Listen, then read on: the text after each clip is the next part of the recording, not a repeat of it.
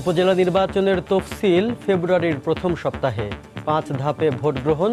সদর উপজেলায় সব কেন্দ্রে ইভিএম ব্যবহারের সিদ্ধান্ত। চিঠি পাওয়ার পর এজেন্ডা বুঝে সংলাপের বিষয়ে সিদ্ধান্ত, বললেন মির্জা ফখরুল। একদিন পরই শব্দ পাল্টে ওবায়দুল কাদের বললেন, সংলাপ নয়, হবে শুভেচ্ছা বিনিময়।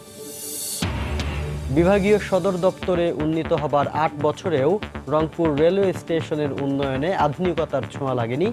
নোংরা, অস্বাস্থ্যকর পরিবেশে দুর্ভোগে যাত্রীরা। আলুর বাম্পার ফলন হলেও লাভ পাচ্ছেন না বগুড়ার কৃষক। হিমাগারে রাখার খরচও উঠছে না, দ্রুত রফতানির দাবি। এবং আজ থেকে বিপিএল এর সিলেট পর্ব শুরু। প্রথম ম্যাচে খুলনার প্রতিপক্ষ রাজশাহী, হোম গ্রাউন্ডে সিলেট খেলবে কুমিল্লার বিপক্ষে।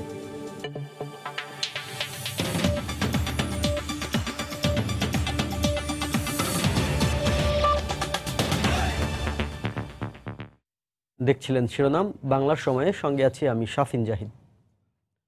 ফেব্রুয়ারির প্রথম সপ্তাহে উপজেলা নির্বাচনের তফসিল ঘোষণা করবে নির্বাচন কমিশন। এছাড়াও সংরক্ষিত নারী আসনে নির্বাচনের জন্য তফসিল ঘোষণা করা হবে ১৭ ফেব্রুয়ারি। সোমবার বিকেলে সভা শেষে সংবাদ সম্মেলনে বক্তব্য রাখেন কমিশন সচিব হেলালুদ্দিন আহমদ। ৫ ধাপে এই নির্বাচন হবে জানিয়ে তিনি বলেন, সদর উপজেলার সব কেন্দ্রে ব্যবহার করা হবে ইভিএম। উপজেলা পরিষদ গঠন হওয়ার পর প্রথমবারের মতো ৪৬০টি উপজেলায় নির্বাচন হয়েছিল ১৯৮৫ সালে। দ্বিতীয় মেয়াদে ১৯৯০ সালে ভোট হওয়ার পর স্থবির হয়ে পড়ে এর কার্যক্রম। ১৯ বছর পর আবারও সচল হয় উপজেলা ব্যবস্থা। ২০০৯ সালে ৪৭৫টি উপজেলায় ভোট হয় তৃতীয় মেয়াদে এবং ২০১৪ সালে অনুষ্ঠিত হয় চতুর্থ উপজেলা পরিষদ নির্বাচন। বর্তমানে দেশে উপজেলার সংখ্যা ৪৯২টি। মূলত প্রত্যক্ষ ভোট হয় চেয়ারম্যান, ভাইস চেয়ারম্যান এবং মহিলা ভাইস চেয়ারম্যান, এই ৩টি পদে।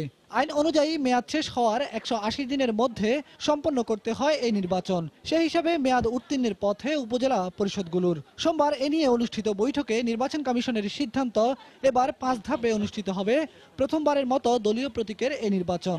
আগামী মার্চের প্রথম সপ্তাহ থেকে ধাপে ধাপে নির্বাচন অনুষ্ঠিত হবে। ফেব্রুয়ারির প্রথম সপ্তাহেই আমরা বিস্তারিত তফসিল ঘোষণা করতে পারব। সদর উপজেলাগুলোতে ইভিএম ব্যবহার করার একটা প্রাথমিক সিদ্ধান্ত হয়েছে।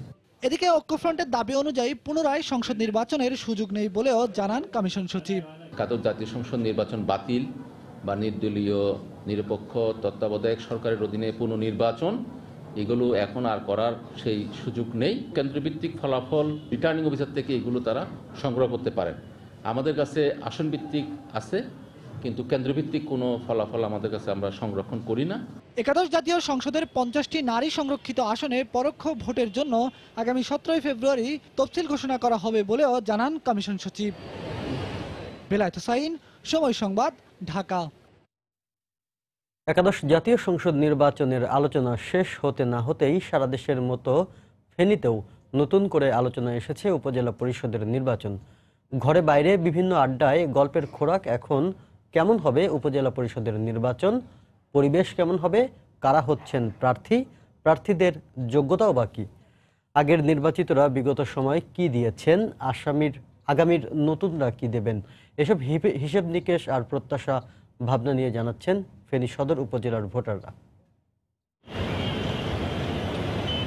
উপজেলার চেয়ারম্যান চাই সৎ এবং যোগ্যতা, রাস্তাঘাট নির্মাণ করা, এইটাই আমরা চাই। ব্রিজ এবং কালভার্ট যেগুলো ভাঙা আছে এগুলো সংস্কার করে দিব, নতুন নতুন কাজ করব, এটাই আমাদের প্রত্যাশা। মাদক মুক্ত, সন্ত্রাস মুক্ত এবং জনগণের কল্যাণে যেটা জনগণের জন্য সবচেয়ে উপকার হয় সেরকম জনবান্ধব কর্মসূচি পালন করবেন, এটা আমার প্রত্যাশা। আগামী নির্বাচনে যে জনপ্রতিনিধি আসবেন উনি যেন সাংস্কৃতিক অঙ্গনকে সামনের দিকে এগিয়ে নিয়ে যান। আমাদের নতুন প্রজন্মের জন্য সুন্দর একটি সমাজ যিনি গড়ে দিবেন, আমরা ওরকম একজন জনপ্রতিনিধি চাই। এটা ঠিক করবো, এটা ঠিক করবো, এই ধরনের ওয়াদা করে, পরে যেন ওয়াদা ভঙ্গ না করে, কাজগুলো করে। যে দল থেকেই নির্বাচিত হোক না কেন, আমরা চাইবো যে উন্নয়নের ক্ষেত্রে যেন কোনো ধরনের বৈষম্যতা উনি না দেখায়। যিনি জনপ্রতিনিধি হিসাবে সবার অন্তরের মধ্যে যার স্থান আছে, ওই ধরনের সৎ এবং যোগ্য লোক আসা দরকার। সংলাপের চিঠি পাওয়ার পর এজেন্ডা বুঝে বিএনপি সিদ্ধান্ত নেবে বলে জানিয়েছেন দলটির মহাসচিব মির্জা ফখরুল ইসলাম আলমগীর। গতকাল দুপুরে সিলেটে হজরত শাহজালালের মাজার জিয়ারত শেষে সাংবাদিকদের একথা বলেন তিনি। উপজেলা নির্বাচনের ফলাফল সরকার পরিবর্তনে ভূমিকা রাখে না, তাই অংশগ্রহণ করা না করা মুখ্য বিষয় নয় বলেও মন্তব্য করেন তিনি। পরে বালাগঞ্জে নির্বাচনের দিন নিহত ছাত্রদল নেতা সায়েম আহমেদ সোহেলের বাড়িতে যান ঐক্যফ্রন্ট নেতারা। সোমবার দুপুরে সিলেটে হযরত শাহজালাল রহমতুল্লাহ আলাইহের মাজার জিয়ারত করেন বিএনপির মহাসচিব মির্জা ফখরুল ইসলাম আলমগীর, কৃষক শ্রমিক জনতা লীগের সভাপতি বঙ্গবীর কাদের সিদ্দিকী, গণফোরামের সাধারণ সম্পাদক মোস্তফা মহসিন মন্টু ও জেএসডির সভাপতি আ.স.ম আব্দুর রব সহ ঐক্যফ্রন্টের নেতারা। পরে সাংবাদিকদের সঙ্গে কথা বলেন মির্জা ফখরুল। এ সময় প্রশ্নের জবাবে তিনি বলেন, সংলাপের চিঠি পাওয়ার পর এজেন্ডা বুঝে বিএনপি সিদ্ধান্ত নেবে। উনি কি চাচ্ছেন, কি দরকার উনি বোঝেন যে না, দেশে একটা বড় ক্ষতি হয়ে গেছে, যে এই একটা নির্বাচন যেখানে জনগণকে তার অধিকার প্রয়োগ করতে দেওয়া হয়নি, তাহলে নিঃসন্দেহে তিনি সেই এজেন্ডা জানাবেন যে আমরা এই এজেন্ডা আলোচনা করতে চাই, তখনই আমরা সেই বিষয়ে বিবেচনা করব। এটাও নির্ভর করবে আপনার পুরোপুরি সময়ের উপরে। উপজেলা নির্বাচনে অংশ নেওয়ার বিষয়ে মির্জা ফখরুল বলেন, এই নির্বাচনে অংশগ্রহণ করা না করা মুখ্য বিষয় নয়। স্থানীয় সরকার নির্বাচনগুলো সরকারের পরিবর্তন ঘটায় না এবং জনগণের যে মূল বিষয়টা থাকে রাষ্ট্রের পরিচালনা দায়িত্ব, সেই দায়িত্বের কোনো পরিবর্তন ঘটায় না। সুতরাং এই নির্বাচনগুলো খুব একটা আপনার মুখ্য ব্যাপার হয়ে দাঁড়ায় না। পরে বালাগঞ্জে নির্বাচনী সহিংসতায় নিহত ছাত্রদল নেতা সায়েম আহমেদ সোহেলের বাড়িতে যান তারা। এ সময় নিহত সোহেলের পরিবারের সদস্যদের সমবেদনা জানান ঐক্যফ্রন্ট নেতারা। পরে এক সংক্ষিপ্ত সমাবেশে সরকারের সমালোচনা করেন মির্জা ফখরুল। আওয়ামী লীগ যে কতটা দুর্বল হয়ে গেছে, কতটা রাজনৈতিকভাবে দেউলিয়া হয়ে গেছে, তার প্রমাণ তাকে ক্ষমতায় টিকে থাকতে পুলিশ, র্যাব, ডিবি, রাষ্ট্রযন্ত্রকে ব্যবহার করে জনগণকে হত্যা করে থেকে ক্ষমতায় টিকে থাকে। দাবি আদায়ে দলীয় নেতাকর্মীদের ঐক্যবদ্ধ থাকার আহ্বান জানান মির্জা ফখরুল ইসলাম আলমগীর। সময় সংবাদ, সিলেট। এদিকে আওয়ামী লীগের সাধারণ সম্পাদক ওবায়দুল কাদের একদিন পর শব্দ পাল্টে বললেন, সংলাপ নয়, নির্বাচন পরবর্তী শুভেচ্ছা বিনিময়ের জন্যই রাজনৈতিক দলগুলোকে গণভবনে আমন্ত্রণ জানানো হবে। গতকাল বিকেলে বঙ্গবন্ধু এভিনিউয়ে দলের বর্ধিত সভায় কথা বলেন তিনি। এর আগে সকালে সভাপতিমণ্ডলীর সদস্য মোহাম্মদ নাসিম এক স্মরণ সভায় বলেন, ষড়যন্ত্রকারীরা নতুনভাবে চক্রান্ত করতে পারে, তাই সবাইকে সতর্ক থাকতে হবে। একাদশ জাতীয় সংসদ নির্বাচনে দলের অভাবনীয় জয়ের পর আওয়ামী লীগ যখন বড় পরিসরে বিজয় উদযাপনের প্রস্তুতি নিচ্ছে, তখন পুনরায় রাজনৈতিক দলগুলোর সঙ্গে সংলাপ নিয়েও গুঞ্জন রয়েছে রাজনীতির মাঠে। গতকাল রোববার এক যৌথ সভায় ওবায়দুল কাদের জানিয়েছিলেন আবারও সংলাপে আমন্ত্রণের বিষয়ে। তাদেরকে আহ্বান করবেন, নিমন্ত্রণ করবেন, তাদের সাথে কিছু মত বিনিময় করবেন। একদিন বাদেই গণভবনে সংলাপ আয়োজনের বিষয়টি স্পষ্ট করলেন স্বয়ং সাধারণ সম্পাদক। সোমবার বিকেলে 19 জানুয়ারির মহাসমাবেশ নিয়ে দলের কেন্দ্রীয় কার্যালয়ে আয়োজিত বর্ধিত সভায় তিনি বলেন, সংলাপ নয়, গণভবনে নির্বাচন পরবর্তী শুভেচ্ছা বিনিময় করবেন আওয়ামী লীগ সভাপতি। গণতান্ত্রিক বিশ্ব যেখানে এই নির্বাচন নিয়ে কোনো বিতর্ক বা কোনো প্রশ্ন করেননি, সেখানে এই জাতীয় নির্বাচন নিয়ে সংলাপের কোনো প্রয়োজন নেই। দলগুলোকে তিনি গণভবনে আমন্ত্রণ জানাতে চান নির্বাচন পরবর্তী শুভেচ্ছা বিনিময়ের জন্য। 19 জানুয়ারির বিজয় সমাবেশে জনদুর্ভোগের জন্য আগাম দুঃখ প্রকাশ করে ওবায়দুল কাদের দলের কর্মীদের শৃঙ্খলা বজায় রাখার আহ্বান জানান। আওয়ামী লীগের ভবিষ্যৎ বিজয় যদি আপনারা চান, তাহলে ভেতরে দুর্বলতা কাটিয়ে উঠতে হবে। আওয়ামী লীগ একটা সুশৃঙ্খল দল, এটাও প্রমাণ করতে হবে।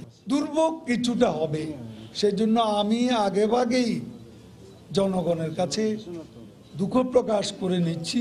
এর আগে রাজধানীর ইনস্টিটিউট অব ডিপ্লোমা ইঞ্জিনিয়ার্সে এক স্মরণ সভায় বক্তব্য রাখেন দলের প্রেসিডিয়াম সদস্য মোহাম্মদ নাসিম। তিনি বলেন, বড় বিজয়ের পর বড় চক্রান্ত হতে পারে। যত সফলতা আসবে তত বেশি চক্রান্তকারীরা গভীর চক্রান্ত করবে, নতুন রূপে করবে, নতুন আঙ্গিকে করবে, এটা মনে রাখতে হবে। শেখ হাসিনাকে নিয়ে তার নেতৃত্বে আমরা অবিচল আস্থা রেখে আমাদের সমস্ত উল্লাস, সমস্ত অম্বিকা বাদ দিয়ে আত্মরম্বিকা বাদ দিয়ে আমাদের দৃঢ়ভাবে এগিয়ে যেতে হবে। মানুষের অকুণ্ঠ সমর্থনে এবার সাম্প্রদায়িক শক্তিকে ভোটের মাঠে পরাস্ত করা গেছে বলেও মন্তব্য করেন আওয়ামী লীগ নেতারা। দেবাশিস রায়, সময় সংবাদ, ঢাকা। দেশ পরিচালনায় তরুণদের দক্ষ করে গড়ে তুলতে মন্ত্রিসভায় নতুনদের সুযোগ করে দেওয়া হয়েছে বলে জানিয়েছেন আওয়ামী লীগের উপদেষ্টা মণ্ডলীর সদস্য ও সাবেক শিল্পমন্ত্রী আমির হোসেন আমু। গতকাল বিকেলে বরিশালে নিজ বাসভবনে তিনি একথা বলেন। এ সময় মানুষের প্রত্যাশা পূরণে প্রধানমন্ত্রী শেখ হাসিনার হাতকে শক্তিশালী করতে নেতাকর্মীদের প্রতি আহ্বান জানান প্রবীণ এই রাজনীতিবিদ। মন্ত্রিত্ব যারা রাজনীতি করে সবাইরই প্রাপ্য এবং যাদের ত্যাগ আছে, তিতিক্ষা আছে বিভিন্ন সময়, সুতরাং নতুন প্রজন্মকেও হাতে খড়ি দিতে হবে, তাদেরও শিখতে হবে। দেশ পরিচালনার ভার একদিন তাদের হাতেই পড়বে, সেই দিকে লক্ষ্য রেখে এটা করা হয়েছে। মানুষ যে আশা আকাঙ্ক্ষা নিয়ে শেখ হাসিনাকে জয়যুক্ত করেছেন, এইটা যাতে অব্যাহত থাকে। বাংলা সময়ে আরও থাকছে, টেলিকম খাতে মনোপলি ভাঙতে এলো এসএমপি নীতিমালা। একক প্রতিষ্ঠানের 40% বেশি শেয়ার না থাকায় নিশ্চিত হবে সর্বোচ্চ গ্রাহক সেবা, বলছে বিটিআরসি। বিভাগীয় সদর দপ্তরে উন্নীত হবার পর 8 বছর কেটে গেছে। রংপুর রেলওয়ে স্টেশন নিয়ে জেলাবাসীর হতাশা কাটেনি। দেশের বিভাগীয় স্টেশনগুলোর বেশিরভাগই আধুনিকায়ন প্রকল্পের আওতায় আসলেও উত্তরের এই জনপদ সেই সুবিধা থেকে বঞ্চিত। শাকিল মাহমুদের ক্যামেরায় রতন সরকারের রিপোর্ট।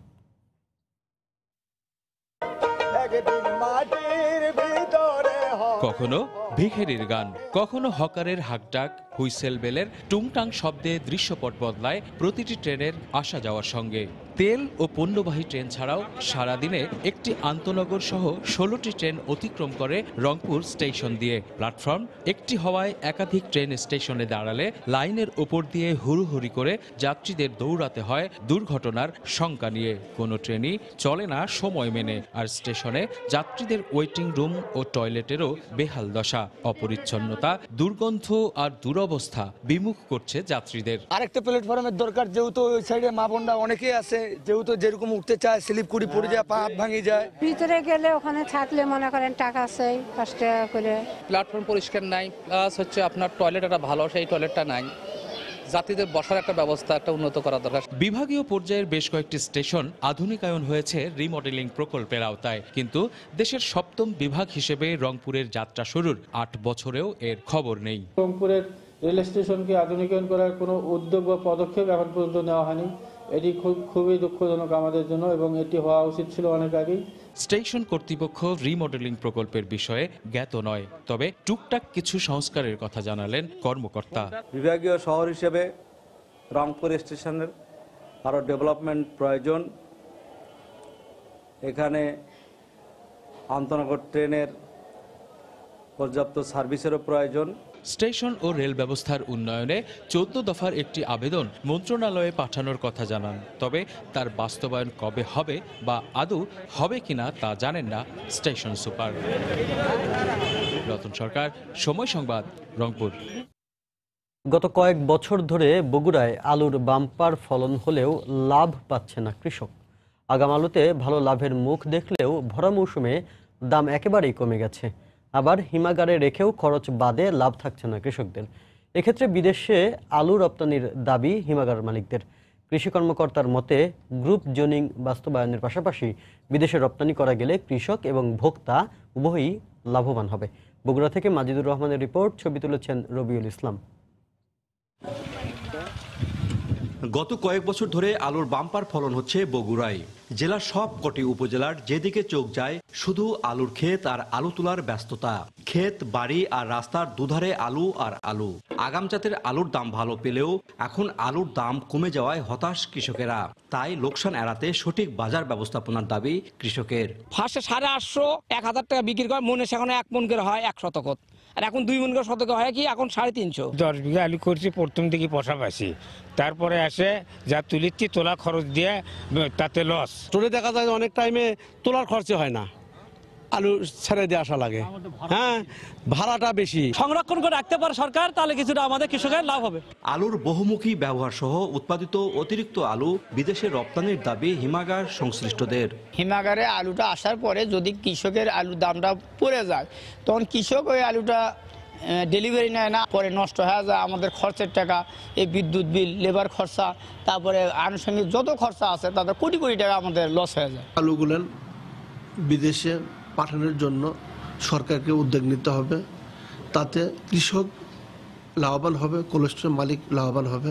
দেশের চাহিদা অনুযায়ী ফসল উৎপাদনের পরিকল্পনা বাস্তবায়ন এবং রপ্তানিযোগ্য উন্নত জাতের আলু উৎপাদিত হলে চাষিরা লাভবান হতে পারবেন বলে মনে করেন এই কৃষি কর্মকর্তা। আমাদের কোয়ালিটি সম্পন্ন আলু উৎপাদন করতে হবে, যেটা হবে সম্পূর্ণ এক্সপোর্ট ওরিয়েন্টেড, এবং দেশের চাহিদা মিট আপ করার মতো আলু যদি আমরা উৎপাদন করতে পারি, তাহলে আমাদের কৃষক ন্যায্য মূল্য পাবে। কৃষি বিভাগের তথ্য মতে দেশের দ্বিতীয় বৃহত্তম আলু উৎপাদনকারী জেলা বগুড়ায় এবার 58,000 হেক্টর জমিতে প্রায় 12 লাখ মেট্রিক টন আলু উৎপাদিত হয়েছে।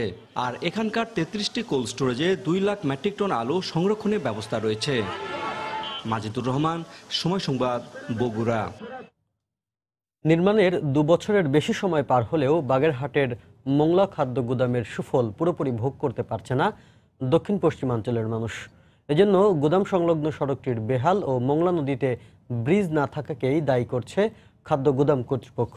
সমস্যা সমাধানে বারবার সংশ্লিষ্টদের কাছে দাবি জানিয়েও কোনো প্রতিকার পাননি বলে অভিযোগ স্থানীয়দের। তবে খাদ্য গুদামটিকে জনবান্ধব করতে প্রয়োজনীয় ব্যবস্থা নেওয়ার আশ্বাস দিলেন স্থানীয় জনপ্রতিনিধি। মোংলা প্রতিনিধি মাহমুদ হাসানের পাঠানো তথ্য আর ছবিতে রিপোর্ট। বাগেরহাটের মোংলায় 50,000 মেট্রিক টন ধারণ ক্ষমতা সম্পন্ন দেশের দ্বিতীয় বৃহত্তম খাদ্য গুদাম মোংলা সাইলো। সরকারের সাইলো প্রকল্পের আওতায় প্রধানমন্ত্রীর বিশেষ বরাদ্দে সুন্দরবনের কোলঘেঁষা পশুর নদীর তীরে জয়মনিতে 2016 সালে এটি নির্মাণ করা হয়। এরপর পেরিয়ে গেছে 2 বছরেরও বেশি সময়, অথচ খাদ্য গুদাম থেকে পুরোপুরি সেবা পাচ্ছেন না সুবিধাভোগীরা। গুদাম কর্তৃপক্ষ জানায়, নৌপথে পণ্য পরিবহনের ব্যবস্থা থাকলেও খাদ্য গুদামে যাওয়া আসার সড়কটির দীর্ঘদিন ধরেই বেহাল দশা। এছাড়া মোংলা নদীতে নেই কোনো ব্রিজ। এতে সড়ক পথে গুদামের মালামাল দেশের অন্যত্র পাঠানোর কার্যক্রম ব্যাহত হচ্ছে। ট্রাক চলাচলের উপযোগী না থাকার কারণে আমি সড়ক পথে লোড দিতে পারছি না। শুধু সড়ক পথ ডেভেলপ করলে হবে না, সেই সাথে এখানে ব্রিজটা ডেভেলপমেন্ট করলে আমি পুরোপুরি জনগণকে আমার এই মোংলা সাইলোর সেবাটা এই অঞ্চলে পৌঁছে দিতে পারবো।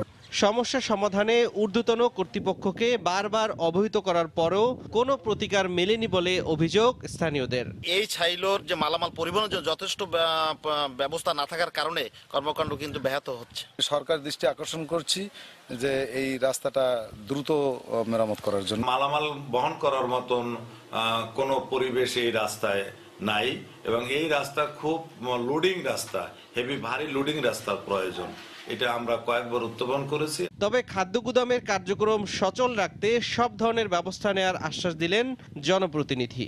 আবার নতুন সরকার এসছে, নতুন উদ্যমে সমস্ত কাজ শুরু হবে, অবশ্যই সকল সমস্যারই সমাধান নিশ্চয়ই হবে। দক্ষিণ পশ্চিমাঞ্চলের 19টি জেলার খাদ্য নিরাপত্তা নিশ্চিতে 2013 সালের 13ই নভেম্বর শুরু হয় মোংলা সাইলো নির্মাণ কাজ। 2016 সালের 27 অক্টোবর শেষ হওয়া এই প্রকল্পটি বাস্তবায়নে ব্যয় হয়েছে 500 কোটি টাকা। সময় সংবাদ, মোংলা। বাড়ির বালিয়াকান্দির 28টি গ্রামের টিউবওয়েলের পানিতে আর্সেনিক শনাক্ত করেছে জনস্বাস্থ্য ও প্রকৌশল অধিদপ্তর। এসব টিউবওয়েলের পানি পান করে আর্সেনিকে আক্রান্তের সংখ্যা বাড়ছে আশঙ্কাজনক হারে। আর্সেনিকযুক্ত পানি পান করায় উপজেলার বহরপুর ও ইসলামপুর ইউনিয়নের বিভিন্ন গ্রামের মানুষ আক্রান্ত হয়ে পড়েছেন। এতে শরীরের বিভিন্ন স্থানে ঘা সহ ক্ষত দেখা দিয়েছে। এই অবস্থায় আর্সেনিকযুক্ত টিউবওয়েলের পানি ব্যবহার না করতে উপজেলা প্রশাসন থেকে মাইকিং করা হয়েছে। এদিকে ব্যাপক হারে মানুষ আর্সেনিকে আক্রান্ত হয়ে পড়ায় আতঙ্কও দেখা দিয়েছে মানুষের মাঝে। তবে আক্রান্তদের ভিটামিনযুক্ত খাবার খাওয়ার পাশাপাশি নানা পরামর্শ দিয়েছেন জেলার সিভিল সার্জন। হাত পা ব্যথা বিষ, কোনো কাজ কাম করা হয়নি। আমাদের ফ্যামিলিতে সবাই অসুস্থ, গায়ে জ্বালা পোড়া, কাজ করতে ভালো লাগে না। টিউবওয়েলের পানি যদি এখানে নিজেরা একটু নিয়ে আসে তাহলে আমরা সেটা পরীক্ষা করে সেখানে আর্সেনিকের মাত্রা কতটুকু, আদৌ আর্সেনিক আছে কিনা সে বিষয়টা আমরা নিশ্চিত হতে পারবো। আমাদের পরামর্শ হচ্ছে যে প্রথম কথা হলো যে বিশুদ্ধ আর্সেনিক মুক্ত পানি গ্রহণ করা, সেকেন্ড হচ্ছে পর্যাপ্ত পরিমাণে শাক সবজি এবং ভিটামিনযুক্ত খাবার খাওয়া। শীতের তীব্রতা বাড়ায় চুয়াডাঙ্গায় পুরাতন কাপড়ের দোকানগুলোতে ক্রেতাদের ভিড় বেড়েছে। শহরের ফুটপাতের বিভিন্ন স্থান, জীবননগর, আলমডাঙ্গা, দর্শনা ও দামুরহুদার হাটবাজারে ও গ্রামে পুরাতন শীতবস্ত্র বিক্রি করছেন হকাররা। ক্রেতারা বলছেন দাম হাতের নাগালে থাকায় কম টাকায় শীতের পোশাক কিনছেন তারা। বিক্রেতারা বলছেন নিম্ন আয়ের মানুষ পুরাতন কাপড় কিনছেন এবং বিক্রিও বেড়েছে কয়েক গুণ।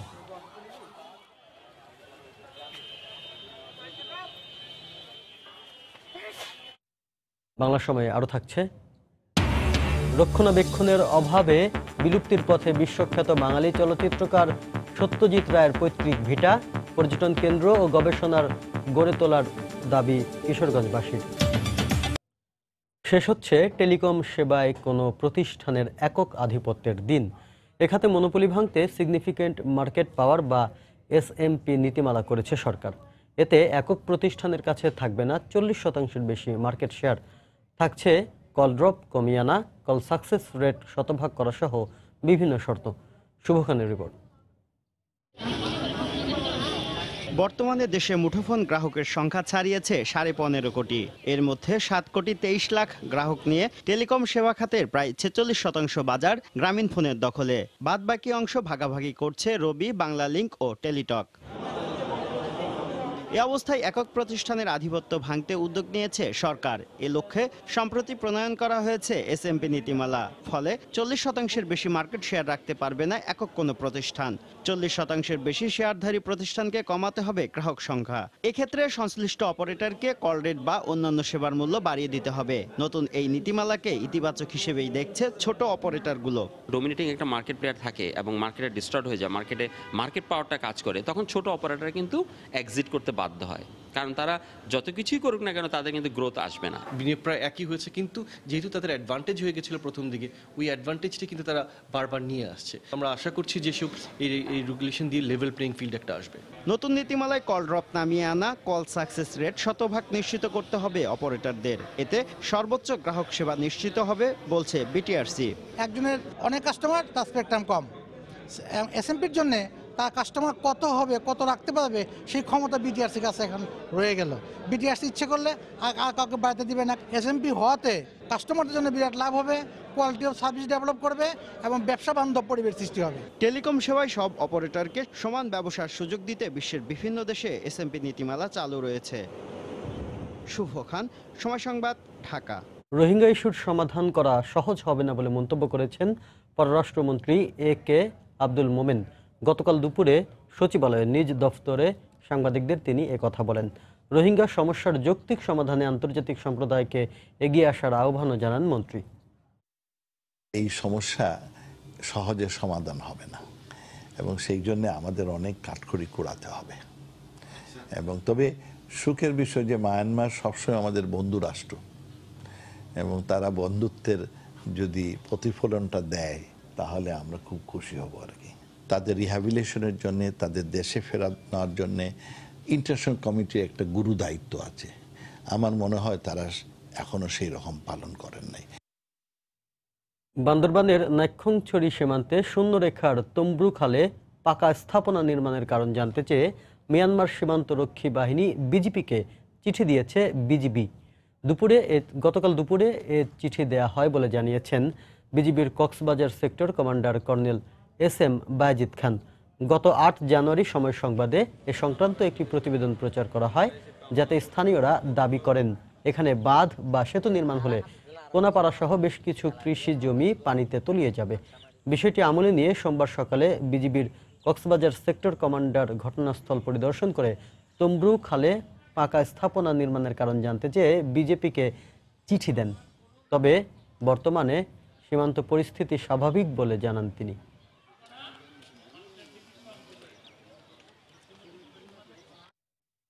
ব্রাহ্মণবাড়িয়ায় এক যুবকের লাশ উদ্ধার করেছে পুলিশ। গতকাল সকালে শহরের মৌরাইল এলাকায় নিজ বাসা থেকে তার লাশ উদ্ধার করা হয়। পুলিশ জানায়, রোববার রাতের খাবার খাওয়ার পর নিজ ঘরে ঘুমাতে যায় রকিব। সকালে কোনো সাড়া শব্দ না পেয়ে তার ঘরে ঢুকে হাত পা বাঁধা ঝুলন্ত লাশ দেখেন স্বজনেরা। ঘটনাস্থল থেকে লাশ উদ্ধার করে মর্গে পাঠায় পুলিশ। পেশায় রকিব একজন টেইলর ছিলেন। স্বজনদের দাবি, পূর্বশত্রুতার জের ধরেই তাকে হত্যা করা হয়েছে। ঘটনাটি খতিয়ে দেখে ব্যবস্থা নেওয়ার আশ্বাসও দিয়েছে পুলিশ। তথ্য প্রযুক্তি আইনের মামলায় খাগড়াছড়ি সাংবাদিক ইউনিয়নের সভাপতি ও আওয়ামী লীগ নেতা নুরুল আজমকে গ্রেফতার করেছে পুলিশ। গতকাল দুপুরে শাপলা চত্বর এলাকা থেকে তাকে গ্রেফতার করা হয়। পুলিশ জানায়, ব্যক্তিগত ছবি সামাজিক যোগাযোগ মাধ্যমে ছড়িয়ে দেওয়ার অভিযোগ এনে সদর থানায় মামলা করেন এক শিক্ষিকা। এরই পরিপ্রেক্ষিতে নুরুলকে গ্রেফতার করে পুলিশ। পরে তাকে আদালতের মাধ্যমে কারাগারে পাঠানো হয়। গ্রেফতারকৃত নুরুল আজম SA-TV ও BD News 24-এর জেলা প্রতিনিধি ও সদর উপজেলা আওয়ামী লীগের সহসভাপতি।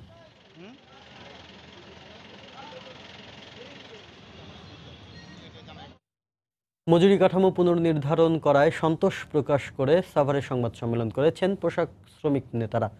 দায়ের করা মামলা প্রত্যাহারে BGMEA ও প্রধানমন্ত্রীর হস্তক্ষেপ কামনা করেন তারা। গতকাল সন্ধ্যায় আশুলিয়া প্রেস ক্লাব অডিটোরিয়ামে 9টি শ্রমিক সংগঠনের আঞ্চলিক ও কেন্দ্রীয় নেতারা উপস্থিত ছিলেন। এ সময় বাংলাদেশ বস্ত্র ও পোশাক শ্রমিক লীগের সভাপতি সারোয়ার হোসেন এক লিখিত বক্তব্য পাঠ করেন।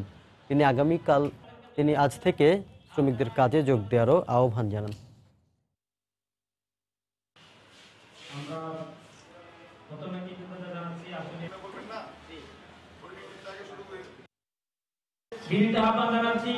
এই স্লোগান আন্দোলনকে কেন্দ্র করে, এই শ্রমিক অসন্তোষকে কেন্দ্র করে কোন নিরপরাধ শ্রমিক যেন কোনো মামলায় এবং হয়রানির শিকার না হয়।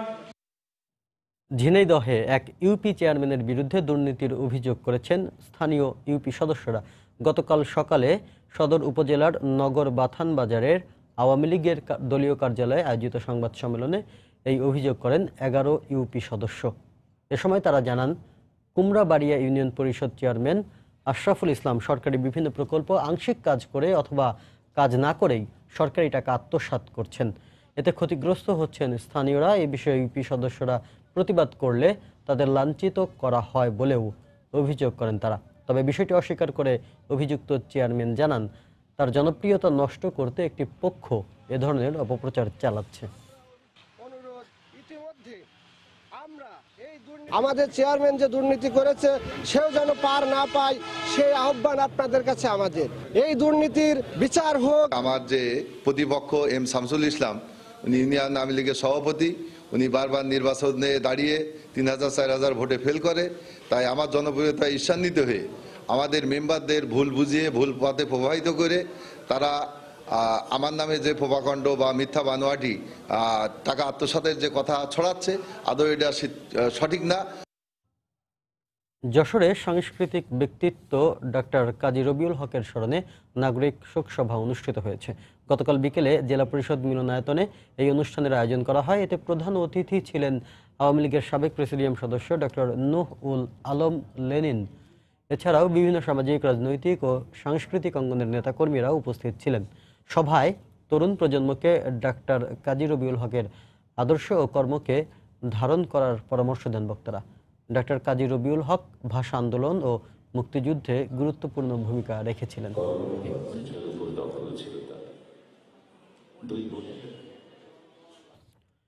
খুলনা 6 আসনের সংসদ সদস্য আখতারুজ্জামান বাবু সাংবাদিকদের সাথে মতবিনিময় করেছেন। গতকাল দুপুরে খুলনা প্রেস ক্লাবে এই মতবিনিময় সভার আয়োজন করা হয়। সভায় খুলনা প্রেস ক্লাবের পক্ষ থেকে সংসদ সদস্য আখতারুজ্জামান বাবুকে ফুল দিয়ে শুভেচ্ছা জানান সাংবাদিক নেতারা। এ সময় দায়িত্ব পালনে সাংবাদিকদের সহযোগিতা চান সংসদ সদস্য আখতারুজ্জামান বাবু। অনুষ্ঠানে জেলা পরিষদের চেয়ারম্যান ও পাইকগাছা পৌরসভার মেয়র উপস্থিত ছিলেন।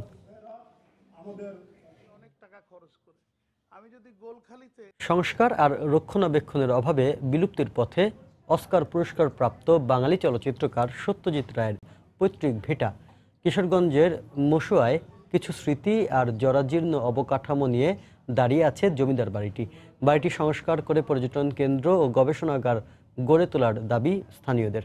প্রয়োজনীয় উদ্যোগ নেয়ার আশ্বাস দিয়েছে প্রশাসন। কিশোরগঞ্জ প্রতিনিধি নূর মোহাম্মদের পাঠানো তথ্য ও ছবি নিয়ে রিপোর্ট। কটিয়াদী উপজেলার মশুয়ায় গ্রামের জমিদার উপেন্দ্র কিশোর রায়ের ছেলে প্রখ্যাত ছড়াকার সুকুমার রায় তৎকালীন সন্দেশ পত্রিকার সম্পাদক সুকুমার রায়ের ঘর আলোকিত করেন সত্যজিৎ রায়। বিলুপ্ত এ বাড়িটির পুরানো ইটের ভাঁজে ভাঁজে লুকিয়ে আছে বরেণ্য চলচ্চিত্রকার সত্যজিৎ রায় এবং তার পূর্বপুরুষের নানা স্মৃতি। দ্বিতল ভবনটির ছাদ ভেঙে বিশালাকার গর্তের সৃষ্টি হয়েছে। চারপাশে লতাপাতা, শ্যাওলা আর বটবৃক্ষ ঢেকে ফেলেছে ভবনটির বাহ্যিক সৌন্দর্য। জরাজীর্ণ বাড়িটির পাশে দরবার গৃহটি বর্তমানে ইউনিয়ন ভূমি অফিস হিসেবে ব্যবহার করা হচ্ছে। এলাকাবাসীর অভিযোগ, প্রায় 2 একর জমির উপর নির্মিত এ জমিদার বাড়িটি সরকারের মালিকানায় থাকলেও বেশিরভাগ ভূমি প্রভাবশালীদের দখলে রয়েছে। পরিত্যক্ত অবস্থায় আছে, এটা আরো সুন্দর করে রক্ষণাবেক্ষণ করা উচিত ছিল, যারা পুরাকীর্তি নিদর্শন রক্ষণাবেক্ষণ করে। সরকারের উচিত সংরক্ষণ করা, একটা জাদুঘর স্থাপন করা এখানে। এটা আমাদের নতুন প্রজন্ম বা বাংলাদেশের দেখানোর জন্য এটা আমাদের একটা রক্ষণাবেক্ষণ করা মানে গুরুত্বপূর্ণ। বাড়িটি সংস্কার করে পর্যটন কেন্দ্র ও গবেষণাগার গড়ে তোলার দাবি জানিয়েছেন সত্যজিৎ রায় ফাউন্ডেশনের এই প্রতিষ্ঠাতা। এই বাড়িটার একটা পূর্ণাঙ্গ পর্যটন কেন্দ্র হোক, এটাই দেশের মানুষের একটা বিশাল দাবি। তবে সত্যজিৎ রায়ের অসংখ্য স্মৃতি বিজড়িত এই বাড়িটি রক্ষায় প্রয়োজনীয় উদ্যোগ নেওয়ার কথা জানালেন জেলা প্রশাসক। রক্ষণাবেক্ষণের একটা প্রস্তাব আমরা প্রত্নতাত্ত্বিক অধিদপ্তরে প্রেরণের বিষয়টি প্রক্রিয়াধীন রয়েছে। অবৈধ দখলদার থেকে থাকে তাহলে সেটাও আমরা ভালো অবস্থায় আমি যেতে পারবো। এই প্রখ্যাত অস্কার বিজয়ী চলচ্চিত্র নির্মাতা সত্যজিৎ রায় 1921 সালের 2 মে জন্মগ্রহণ করেন। সময় সংবাদ, কিশোরগঞ্জ। পৌষের শেষ দিনে নানা আয়োজনে সাকরাইন উৎসবে মাতল পুরান ঢাকাবাসী। গতকাল সকাল থেকেই পুরান ঢাকার আকাশে দেখা যায় রং বেরঙের ঘুড়ি। বাংলা ক্যালেন্ডারের নবম মাস পৌষকে বিদায় জানিয়ে মাঘ মাসকে বরণ করতে পুরান ঢাকায় পালিত হয়ে আসছে ঐতিহ্যবাহী এই উৎসব। চলুন দেখে আসি আমার তৈরি এই প্রতিবেদনটি। পঞ্জিকা মতে বাংলা পৌষ মাসের শেষ দিন উদযাপন করা হয় পৌষ সংক্রান্তি। আর এদিন মানেই পুরান ঢাকাবাসীর কাছে প্রাণের উৎসব, যার নাম সাকরাইন। 14 জানুয়ারি মানে পুরান ঢাকার আকাশ নানা রং আর বাহারে ঘুড়ির সাম্যবাদ। সোমবার সকাল থেকেই সাকরাইন উপলক্ষে পুরান ঢাকার গেন্ডারিয়া, তাঁতিবাজার, লক্ষ্মীবাজার, সূত্রাপুর সহ বেশ কিছু এলাকায় আয়োজন করা হয় ঘুড়ি ওড়ানোর। শীতের বিকেলে ঘুড়ি কাটাকাটির মধ্য দিয়ে ছোট বড় সবার অংশগ্রহণে উত্তাপ ছড়ায় প্রতিটি ছাদ। এটা যেটা আগেও হয়ে আসছে, এখনো হচ্ছে এবং নেক্সট জেনারেশন আরো হবে। ছোটবেলা থেকে এটা দেখে আসছি, মানে অনেক এনজয় করেছি। এখন এই উৎসবটার দিন যতই যাচ্ছে ততই সার্বজনীন হয়ে উঠছে। বাতাসে দোলা লাগিয়ে আকাশে দাপিয়ে বেড়ানো এসব ঘুড়ি দেখতে পুরান ঢাকায় হাজির হন অনেকেই। ঈদের থেকেও ওরা আমার মনে হয় যে খুব বেশি আনন্দ করে।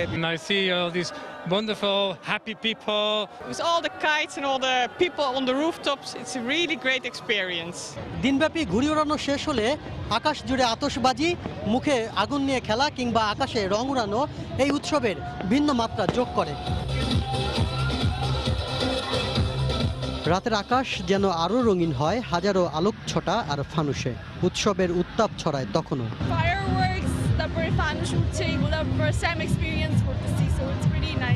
পুরো বিশ্বে সবাই এটা ব্যাপারে জানছে আর ইন্টারেস্ট দেখাচ্ছে, এটা আমার জন্য অনেক বড় একটা গর্বের বিষয়।